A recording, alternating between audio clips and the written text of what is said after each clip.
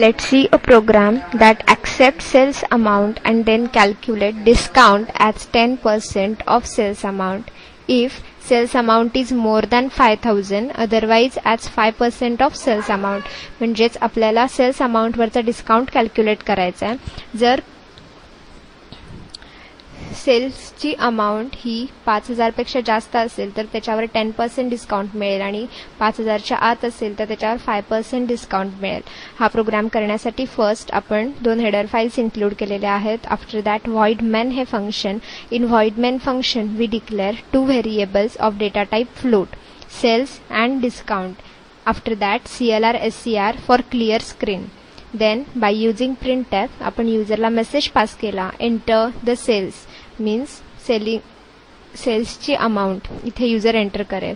स्कॅनएफच्या through आपण ती amount आपण युजरकडून एक्सेप्ट करून घेतली आहे.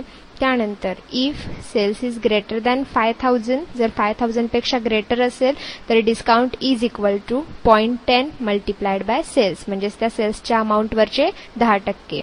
Else discount is equal to 0.5 multiplied by sales. आणि त्यानंतर printf यूज करून आपण ते डिस्काउंट युजरला डिस्प्ले केलंय. Then get ch and closing curly bracket of void main. Let's compile our program by Alt+F9. Let's run it. Enter the sales.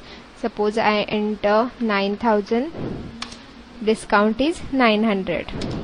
Suppose माझं सेल्सची value ही 5,000 पेक्षा कमी असेल तर 5% डिस्काउंट आहे. सपोज I enter 2,000 तर डिस्काउंट इज 1,000.